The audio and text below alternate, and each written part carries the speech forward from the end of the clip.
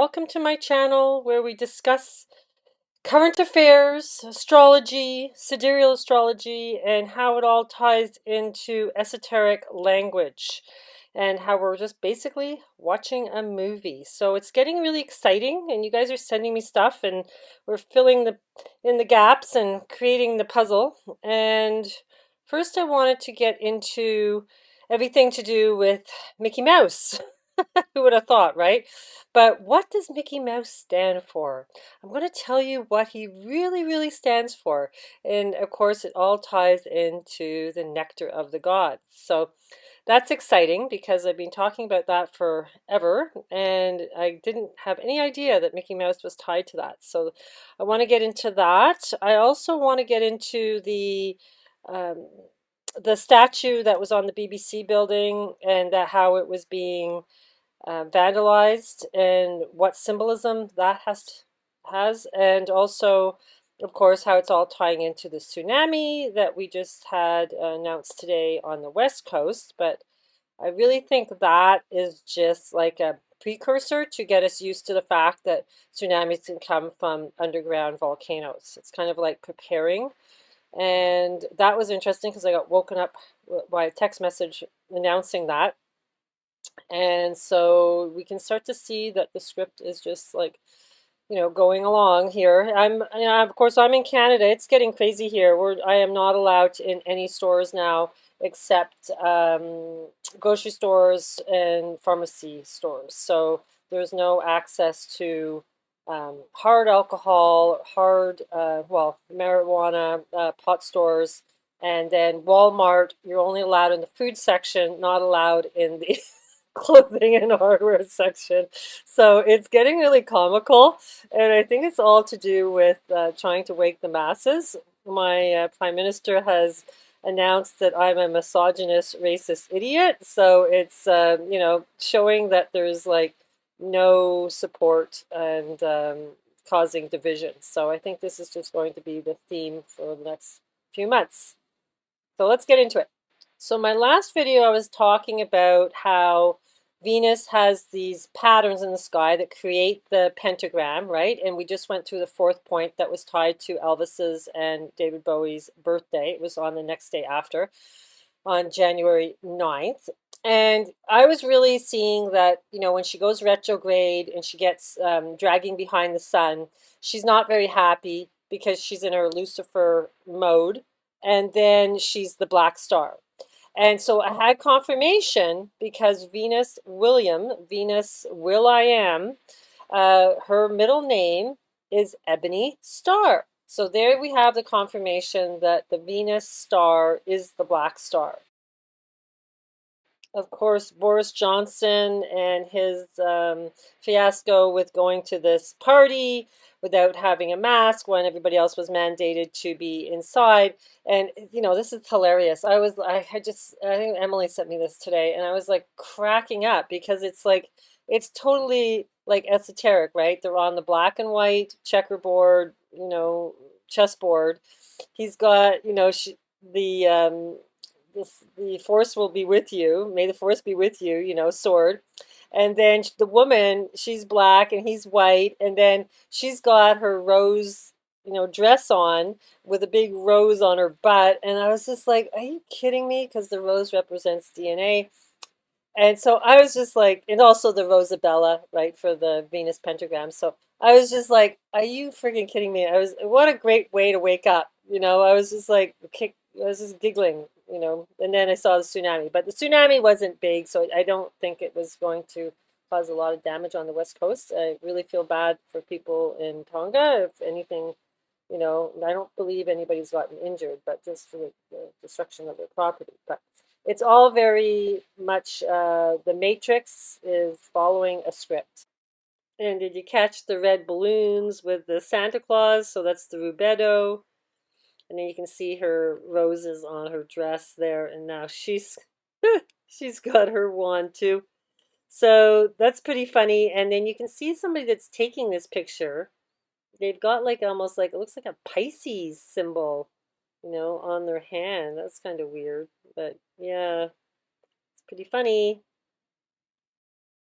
The vandalism that was happening at the BBC headquarters was on the statue called Prospero, and that's Ariel. Ariel is in boy form. Originally he was boy, but then they changed him to a girl, but he's really supposed to be like a sprite, a spirit, right? So I want to go into how that all ties into Shakespeare. But this man was accusing the artist, which, he has history in his diaries that this artist was a pedophile. And so he was having sexual relations with his daughter. And so now they're saying these, art from this man should not be, allowed to be in public. So, but I think this was all staged. It's all to do to tell us there's a storm coming, because this all ties into Shakespeare and the Tempest. So the man was wearing a white shirt called the Reservoir Dogs, so it has to do with water. And then, he has this red sweater. So he's got the red and white for the Rubetto. He had done in the past, like 20 years ago, also done a protest, and he was dressed up as Superman. So I think he's kind of like a stage character. So Prospero was Ariel's master. He stands 10 feet tall and is depicted sending Ariel out into the world. Ariel, as a spirit of the air, was felt to be an appropriate symbol for the new mystery of broadcasting, the BBC says on its website. So this was the artist. His name was Eric Gill. Gill like a fish. And so this was like at the turn of the century, right? So back in 1907, and he has diaries saying that he did have sexual affairs with his children. I think it's really disgusting, with a dog, and the guy's got Reservoir Dog on his shirt. So I'm just, it's like, this just seems a little fishy to me, Mr. Gill. So he's done other statues inside the BBC building. It's called the Sower. So it's like reap what you sow.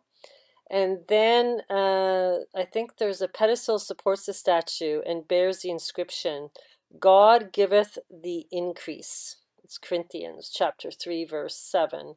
So in 1990, the BBC adopted his typeface, Gil Son, which he created in 1927. The corporation used the font for its woodmark and many of its on-screen television graphics. The logo became one of the largest standing logos in the world and was only recently changed. And then it's saying here that he, sexually abused his daughter, his sister, and a dog. Lovely man. But he was doing these sculptures that were all religious. Go figure. So Ariel is a spirit who appears in William Shakespeare's play The Tempest. Ariel is bound to serve the magician Prospero, who rescued him from the tree in which he was imprisoned by Sycorax's spell, and with promise to grant Ariel his freedom. Ariel is Prospero's eyes and ears throughout the play, using his magical abilities to cause the tempest in Act 1, which gives the play the name, and to foil other characters' plots to bring down the master, or their master. They're explaining here that Ariel at first appears in the second scene of the play to report that Prospero, on his success, is carrying out his command to shipwreck the king of Naples and his crew in a violent tempest storm. So it has to do with storm. It has to do with freedom. It has to do with an island. Okay, so this is the same theme as New York, right? Because New York was originally called New Amsterdam, which was Netherland, which is like an island. And then, they're doing all this symbolism that there's a storm coming to New York, which I have done in my past videos. And so, I think this is just like another marker kind of put into the matrix to say, yep, this is what's coming.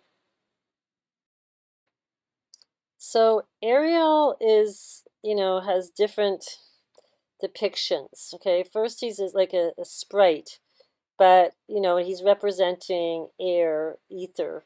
But it's also Ariel, an L ending of Shakespeare name translate to Hebrew for God, placing Ariel in line with more benevolent spirits, many of which were listed in sorcery books published in Shakespeare's day with similar suffixes.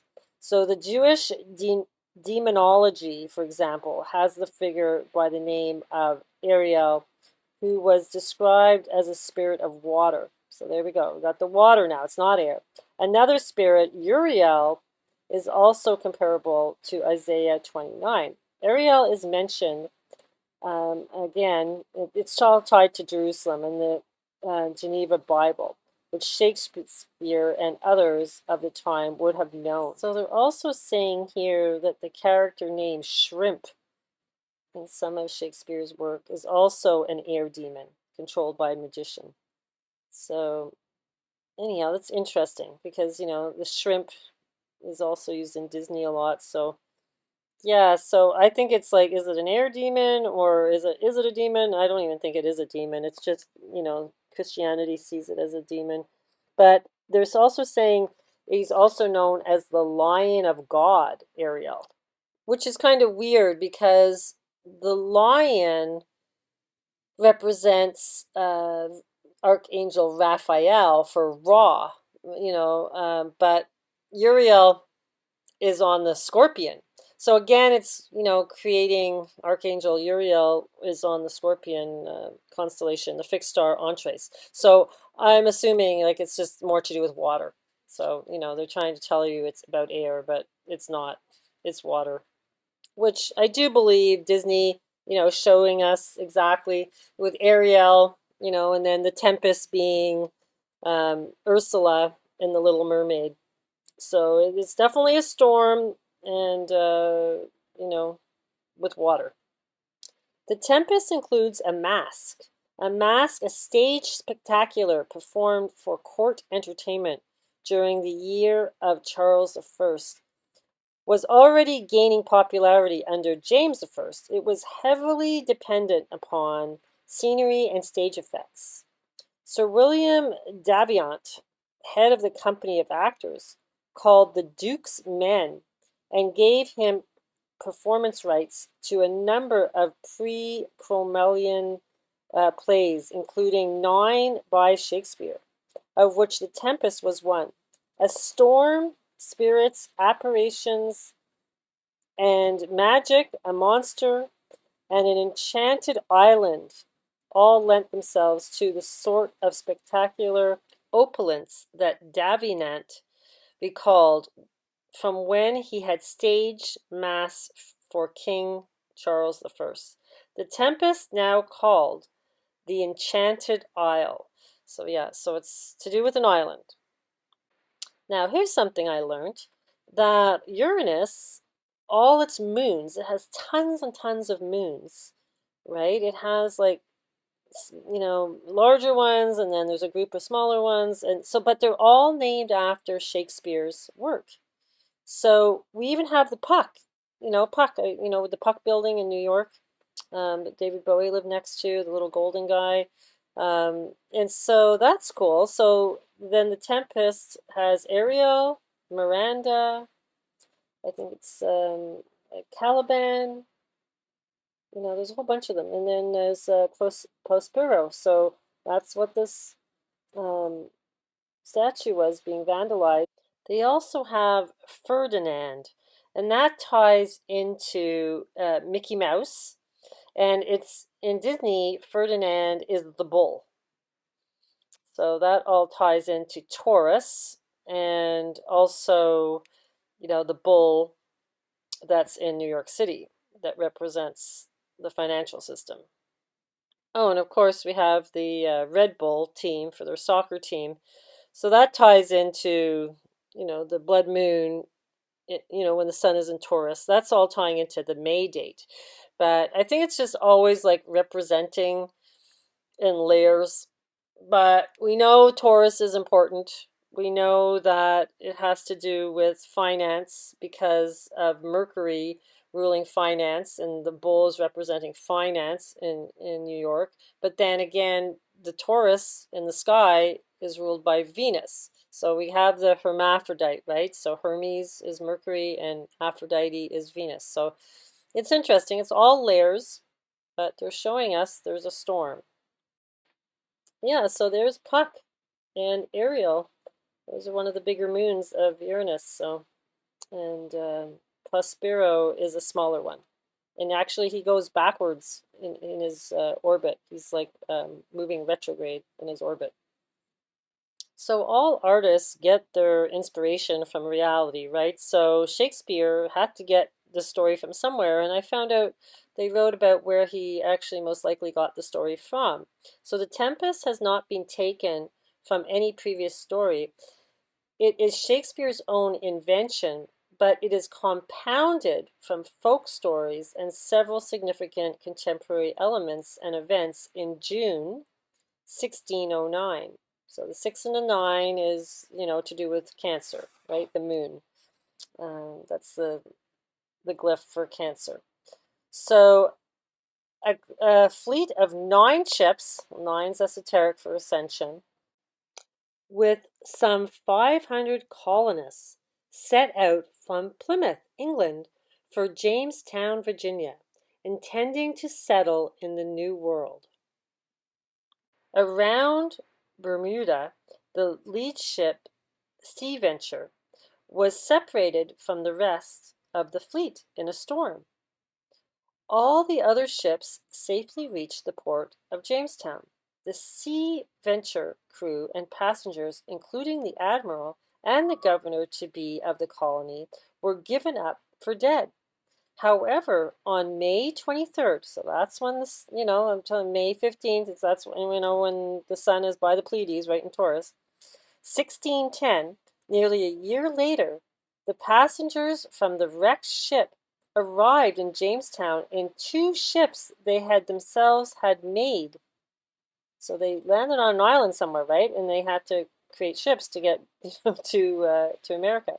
2 accounts of their shipwrecks of the island in the Caribbean they happened upon, and of their subsequent experiences were published in London in 1610.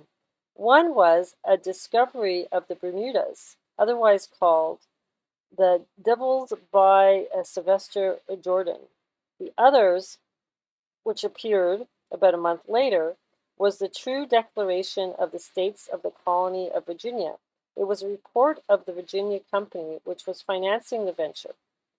Shakespeare was a friend of the 2 of the leaders of the Virginia Company, the Earls of Southampton and Pembroke.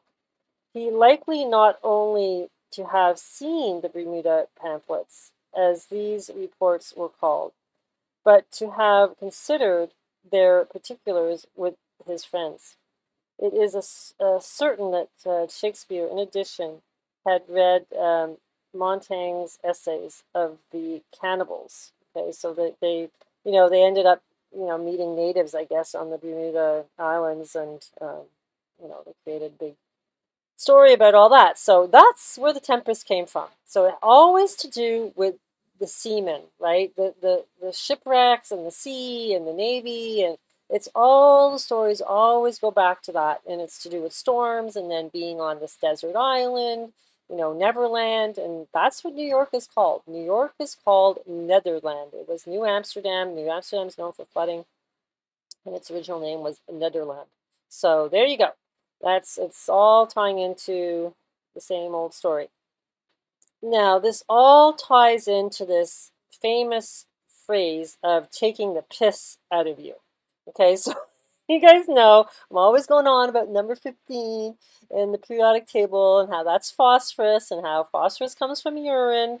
And I do believe that's the nectar of the gods. And so I was talking to a client about urine therapy, and she says, oh, we started laughing because we were like, oh, it's like taking the piss out of you, because that's an English phrase, because my parents are British, and it means like you're getting, joked around with, you're taking the piss out of you. Okay, so I started to do the research on this phrase, and it turns out it's tying into taking the Mickey out of you. It's called Mickey Bliss. Can you guys believe that? Like, you guys, I always say bliss to you, right? I go on and on about bliss and bliss. So Mickey Bliss is taking the urine out of you. Okay. I just cracked up when I found this out. I was like, "Are you freaking kidding me?" So, taking the piss out of you is a phrase in England, and so in America, I guess it's a bit more of taking the Mickey out of you. Okay, so taking the Mickey out of you, it's not a Mickey of gin or whatever. It's literally your urine. Okay, so this phrase comes from semen from being working because they were gathering the urine. So the term can also mean to take unfair advantage, for example. If someone had a food buffet and one guest clearly takes more. Okay, so it's kind of like to be poked fun at. You can use my phone, but don't take the piss. You know, so it's like a phrase of being made fun of, like you're less than, okay? But it's also taking the Mike or taking the Michael. So Michael and Mike is all tied into it. Now, we know who Mike and Michael is. That's, Obama's Michelle. So, it's just so funny. It's literally everywhere. So, controversially, the northeast of England also lays claim to the phrase origins, citing that urine trade, which was seen as an undesirable cargo for sailors working from the River Tyne. Because the city collected urine from public facilities and exported a refined version of it, it was often used as the ship's ballast in place of water, having a resale value at the other end of the journey. Consequently, sailors discussing their cargo in local establishments would generally accuse others reputed to be lying about their cargo of taking the piss or hauling urine. Take the Mickey may be an abbreviation from the Cockney rhyming slang, take the Mickey Bliss. So take the piss. It has also been suggested that Mickey is a contraction of micturition. So this is also a phrase that has been noted since 1930. So micturition just means urinate. Okay, so that's where it gets to the Mickey. So Mickey Mouse represents the nectar of the gods. Okay, so it's cool. He's in the Fantasia movie as well, right? So we know how important that is. So anyhow, we'll get into that part. So this is funny where they're referring to a woman taking the piss out of you. So the precise wording, take the Mickey, doesn't appear in print until a few years later. The earliest I found yet is of J. Henry's Who Lie in Gaol in 1952. She's a terror. I expect she'll try and take the Mickey out of you all right. Don't you stand for nothing? So yeah, it's Venus. Venus is the one. She represents the harvest queen, and she comes for her harvest, and it's phosphorus because she's known as phosphorus, Venus, the bringer of light, but she's coming to get her light. She's coming to get her nectar. So, my understanding of urine therapy was always about using it on your skin or soaking in it or whatever. That was the impression that I understood what urine therapy was about. But Terry, of course, sends me this couple of videos all on, I know this is gross, but drinking your urine because it has growth hormones in it and it actually replenishes your skin and creates all this healing and creates this sense of well-being in your body because it's everything in your blood except the red blood cells. So it's white blood cells and anyhow. So I was like, I wonder if there's something to this. So getting into the fear factor of releasing my fear, I decided to try it with some juice. And I couldn't believe the difference. Within about 3 or 4 days, I was like feeling so much more energized, and I was like having my skin's clearing up, and my skin's like getting rid of the wrinkles. And so I thought, well, I guess the best way to really know if it's going to help is to give it to my dogs. So supposedly the first one of the day is where all the nutrients are in it. So I started to give a little bit to my dogs, and I have old dogs. I have a 16-year-old dog, and he's supposed to only live till he's like 11. And so anyhow, he's achy and has trouble walking stuff, and they are doing amazing. So I just gonna drop the videos, and you guys can decide whether you want to work with your fear factor or not. Oh, I'm taunting you because it's supposed to create, you know, amazing healing. And now, just from all my research esoterically, knowing that this is the nectar, makes sense to me that maybe this is what the golden showers with Trump's all about, and all, really that it's a joke a little bit that we are the actual healers of our own body. And we've been taught to fear or be disgusted by our own healing ability. If the shaman, medicine men, healers were doing it for their tribe, I'm sure there's something to it. Just add a little Amanita muscaria, and you're a shaman. So, being an esoteric person, Walt Disney, he had to, use all this symbolism. And so in 1960, this is when Mickey Mouse was like on the world stage, and he created a whole bunch of Mickey Mouse character, stuffed animals, and had them all around him because we're Mickey Mouse, right? We're the nectar of the gods, and we have to be Mickey. Okay, so you gotta wear your Mickey ears. Okay, you have to. Come on, number 33.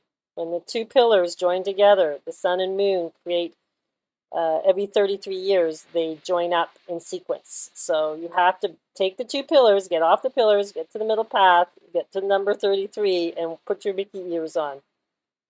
And of course, what color are his shorts? Red with white dots, white buttons.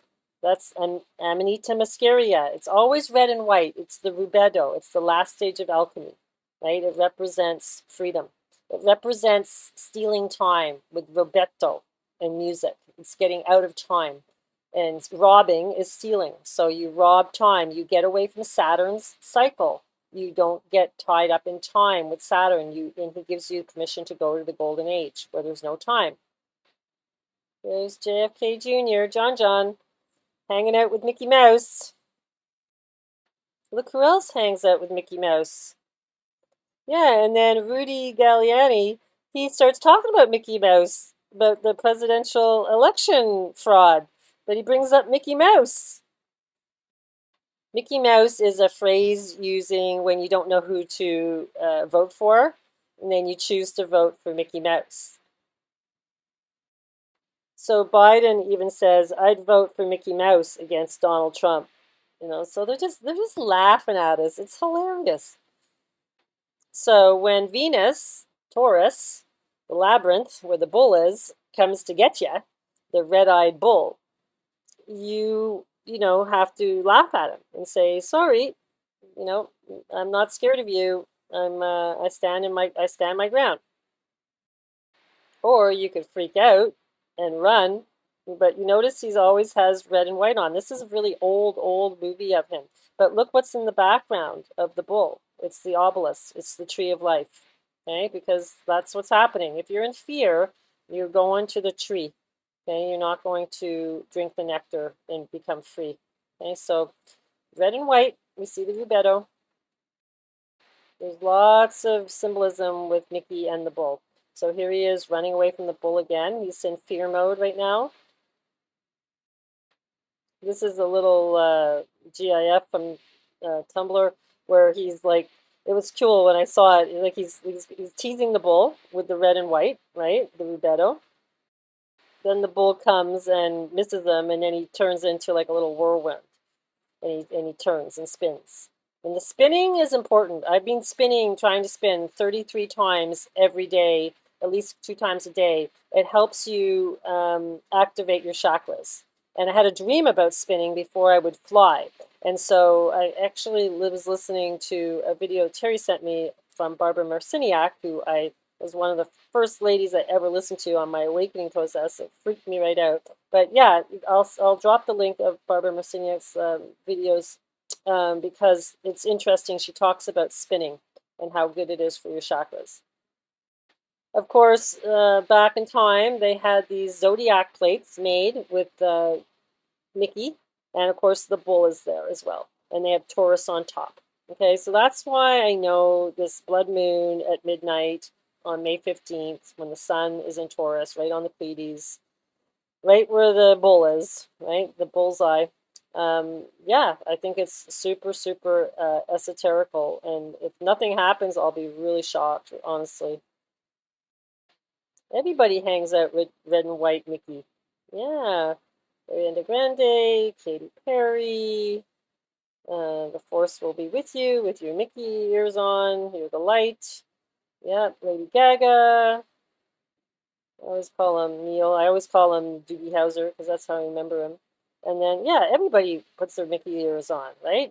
And it's red and white. It's the Amanita Muscaria.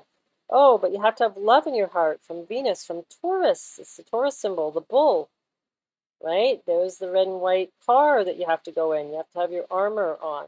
The car is the chariot of Cancer. The chariot card is Cancer in the tarot deck. And the car is your armor. It's your chariot that you ascend with. And of course you get a rainbow body. That's why they have the rainbow over the rainbow. There's the Reaper's harvest hook, and there's the bull. This is old. And then there's the bulls with basketball, and they use Mickey. And they also, yeah, there's the bulls logo. But then they take the bulls logo and put the Mickey hands on them. See, it's all to do with Mickey Mouse. Sometimes it's a moose. Here we have the hands, but he's slapping. It's like he's got sweat, but maybe it's the nectar he's grabbing. So Ferdinand was in The Tempest, but it's also in Walt Disney, Ferdinand the Bull. And then you see the bee because they're coming to collect their honey. And here's an interesting artwork where we have the alien and the bull with the rubedo. We got the car. It looks like, something's coming from up above. And then we have the tombstones with all the alchemy symbols for the planets. So this is somebody that's doing this artwork is in the know. I think this is tying into a video game. So then we have like the Virgin Mary, which would be Venus, right? And this they have on here Long Beach and Puebla. So this is a town in Mexico, but we see we have the bull, right? And it's all to do with the rubedo. And this town represents free and sovereign state. And so it's always to get to the freedom is the rubedo. Here's the Fantasia movie where first it's like a bat, and then the magician, which would be like Merlin, ends up turning it into a butterfly, and that's your transformation. Would be Ophiuchus, the moth. The butterfly is Ophiuchus. The 13th zodiac, which above Scorpio, which rules the 8th house, transformation, death. 8th house is also other people's energies, kundalini energy, sexual energies that you use for healing. These are all to do with your transformation. So Merlin takes his hat off, and then we see the representation of transformation, which is the skull. Death is transformation, which I just explained for the 8th house. And so then Mickey Mouse wants to put the hat on because he's tired of being a slave and working and carrying the water, which I believe represents the nectar because he's bringing it to a well, which is like Odin's well. And he's wearing red, so he's trying to he doesn't want to be the apprentice and the slave, so he's dreaming about taking off and, becoming free with the stars. Then he puts a spell on a broom to make it like a walking zombie, and the broom breaks and then creates more. So it's like the zombie apocalypse, but he falls asleep, and they keep bringing all this purple rain, right? It's all the purple rain is there. They're showing you.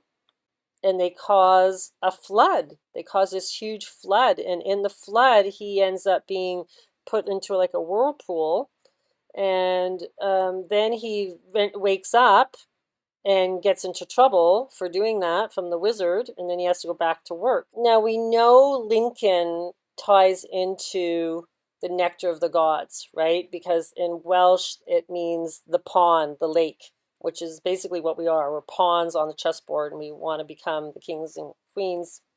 So this whole thing with the Fantasia movie is so important. It ties into the goddess Diana. It has the volcano erupting. It has the flood of the goddess Diana creating the flood. It ties into what happened in real life when they created the Eva Maria. I can't remember her name, who sang it in 1939 before World War II at the Lincoln Center, this black opera singer. And that is the song they use in the Fantasia movie. And now we have Mickey Mouse in the Fantasia movie. Now we know why, and why it all ties into the nectar. So that was a part of the movie I didn't understand, but now I do because of the Mickey Bliss. There's another comic strip that happened in 1936. It's called Through the Mirror. That's like going through the veil. And he goes on this experience where he goes through the mirror, and then he has this kind of fantasy, happen to him where he's fighting the King of Hearts. And the reason he's fighting the King of Hearts is because he was dancing with the Queen of Hearts. And the King of Hearts and his Joker, that's the fool, with his bicycle wheels, he grabs the bicycle from the Joker, which represents the two different realms, right? And then he goes and fights Mickey Mouse. And they start fighting. Mickey Mouse takes a needle, which you want to pass through the gate with an eye of a needle. He takes a needle from the sewing kit and creates a sword with it. Oh, look, there's a Q on the heart behind the Joker, right? And the Q represents the quintile, which is the pentagram inside a pentagon. We use that in astrology, right? So, yeah, it's crazy. It's everywhere. This is back in 1936. They even show the shadow, like the mirror of you is your shadow, and you see how bad you are. Then the king calls all his army, all the walking zombie cards, the pack of cards, and they chase Mickey, and then he blows them away because they get blown away. They literally get blown away. Okay, they get sucked up by wind. That's really the symbolism they always show us, is they're gone with the wind. Then Mickey's on top of the world. And then he's jumping, and guess who's there? Neptune is there. Neptune's there, but then, the net catches him. He's in the ocean, he's in the Pacific. Then he comes back into his body, and so he goes back, and it's all to do with the other realm that you go to every night you sleep. You go to this other realm, but I do believe in the end, when the Ribedo, you get to go to the dream world. You go to your dream world where you meet the other you. You become the Grateful Dead. Here's the harvest with the scythe and everything, the sickle, and it's wake of the flood. See, it's always to do with the flood. So they're definitely going to do some tsunami flood. It's definitely coming. The Grateful Dead. Look, they have the cow. They have the lightning bolt like David Bowie had. They have the roses, which is your DNA. They have the Venus white star, between the two horns, which is that showing that that's a Taurus constellation because Venus rules Taurus. And that's the silver gate between the horns. And they got your wings.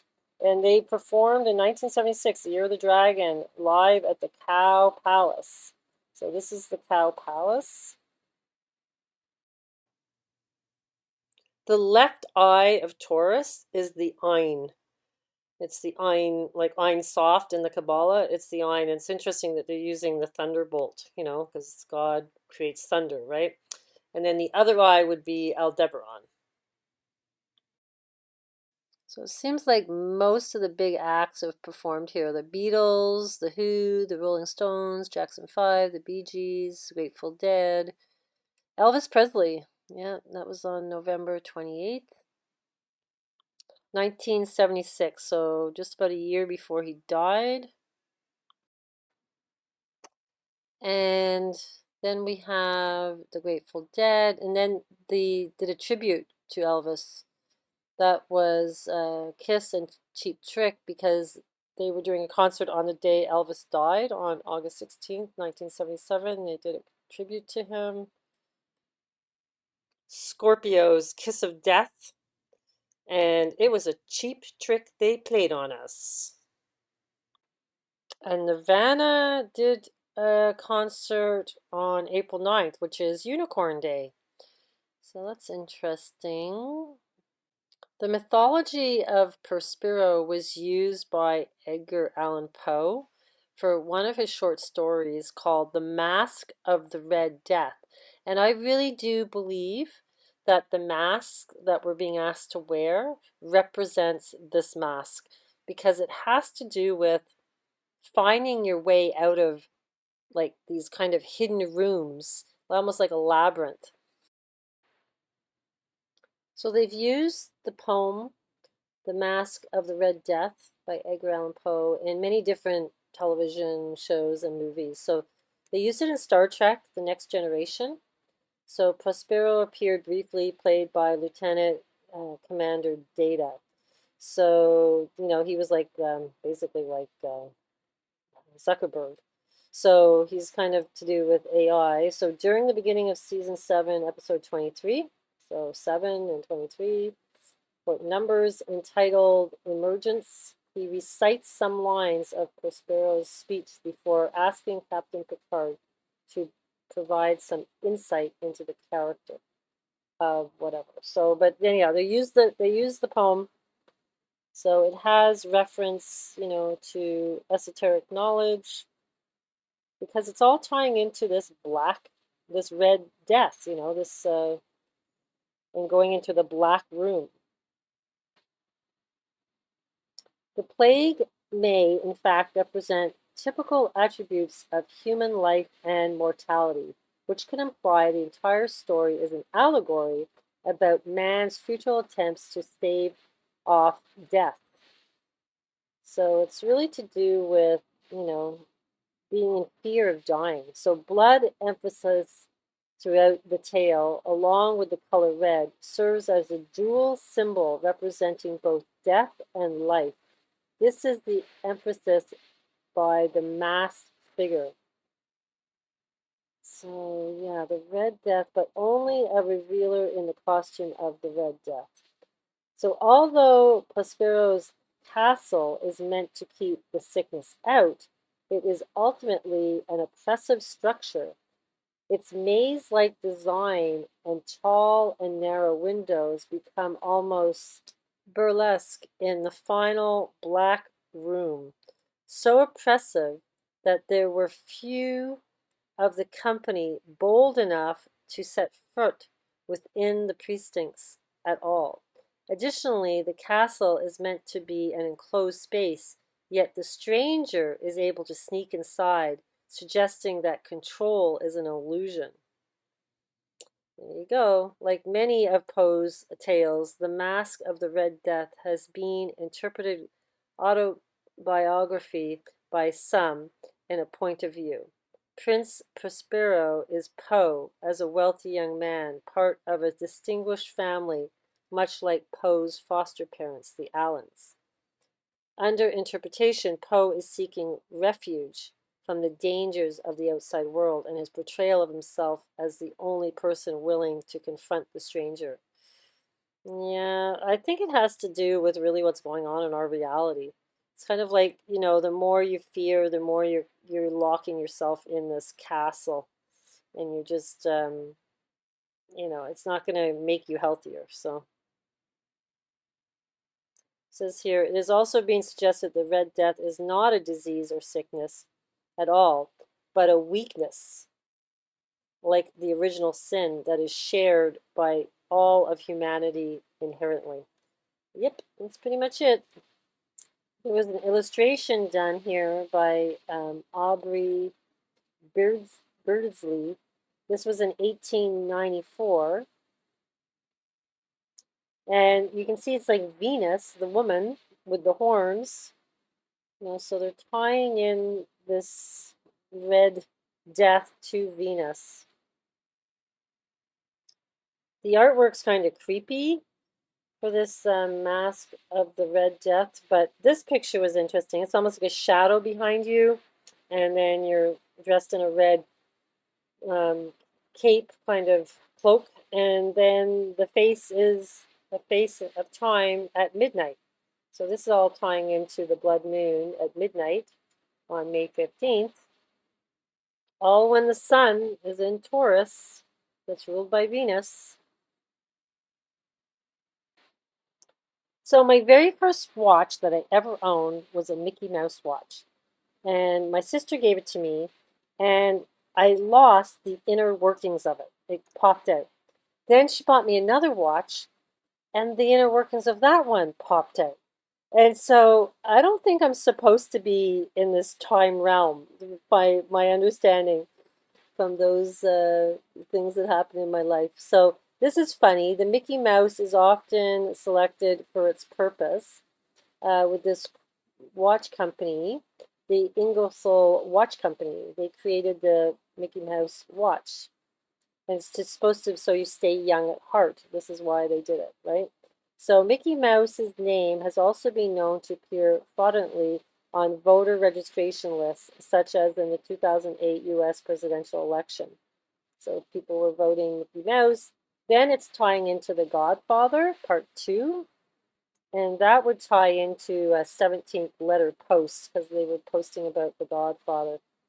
And it's saying here the justification of portraying Michael is that this orders in his family usually were send Frito off to do this, send Frito off to do that. And then it's saying like it's all to do with the Mickey Mouse nightclub somewhere, as opposed to more meaningful tasks. So it's like if you're being told to do menial things, it's like you're part of the Mickey Mouse Club, right? So they're making it seem like Mickey Mouse is just like, not important. So in an early episode of the 1978-82 sitcom Mork and Mindy, this is all tying into Robin Williams now, Mork stated that Pluto was a Mickey Mouse planet. So they're tying Mickey Mouse to Pluto. So I'm telling you, it's like, of course it is, because Pluto wants you to be able to leave this realm. And they're saying here the dwarf planet having the same name as Mickey's pet dog, Pluto. And that's why they have the Pluto dog, because it all ties into the nectar of the gods. Even Wayne Gretzky made a comment to beat the New Jersey Devils. So beating the devil. Well, it's time they got their act together. They're running the whole league. They had better stop running a Mickey Mouse organization and put someone on the ice. So there you go. It's like, I really think they're just laughing at us. I honestly do. This is getting more hilarious by the day. So that was Wayne Gretzky. And then he's also in the film, Devils fans wore Mickey Mouse apparel at the Oilers' return to New Jersey on January 15th, 1984. And then they had Warner Brothers film Demolition Man as Sylvester Stallone characters fighting the malfunctioning AI of his out of control police car. He shouts to the system to break now, you Mickey Mouse piece of shit. Okay, so it's like they're using it like in a derogatory way, but it's really supposed to be freedom. In United States Armed Forces, actions that look good but have little or no practical use is called Mickey Mouse work. Okay, and then they also have software company Microsoft has been derogatorily called Mickey Soft. That's so funny. And Prime Minister Margaret Thatcher once called the European Parliament a Mickey Mouse Parliament. And in the British sitcom Red Dwarf, in the episode Quarantine, That's funny. After the team substandard equipment nearly cost them their lives, they pointed out, we're really a Mickey Mouse operation, aren't we? The captain replied, Mickey Mouse? We ain't even Betty Boop. And so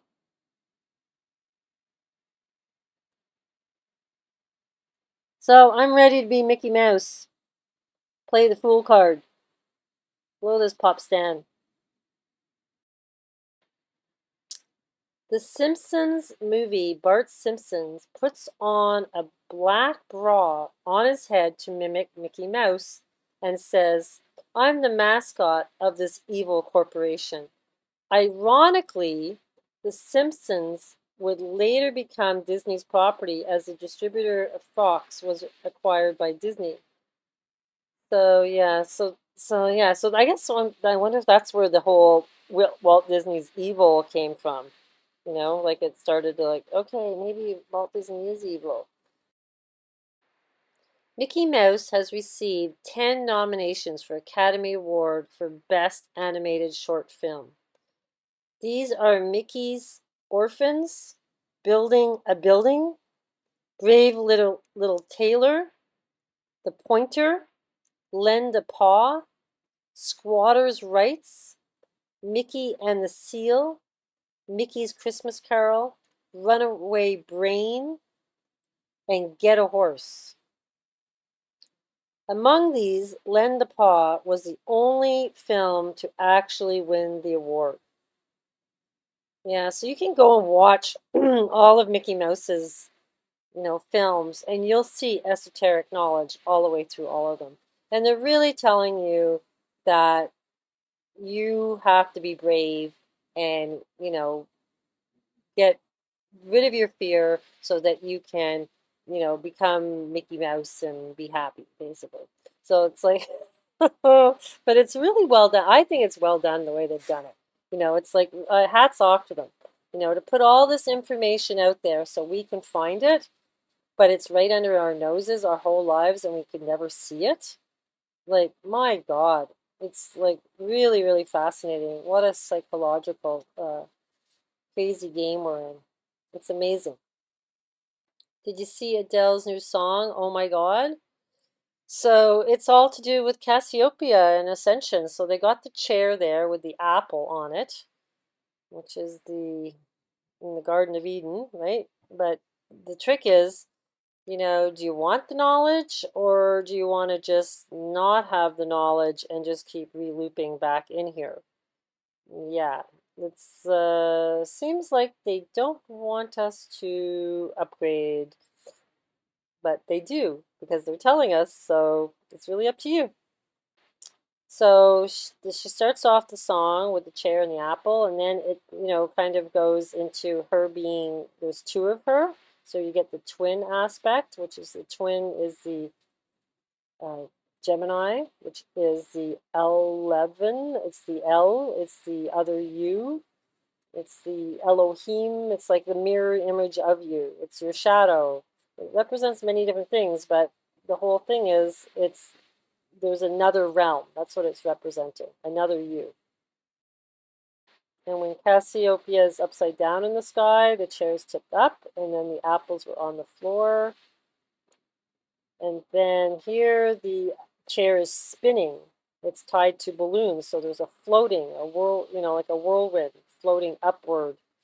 Yeah, taking you off the ground. And then there's a windstorm with the guy in the chair. So that's, I believe, is the rapture being like taken away. And then this is, you can see yourself right through the mirror, right way through. You can see the other you. And then some people don't make it. They just, aren't able to make it through. And then she's there again with the O behind her. That's the big O. That's Capricorn, Saturn, who holds the key, the mirror.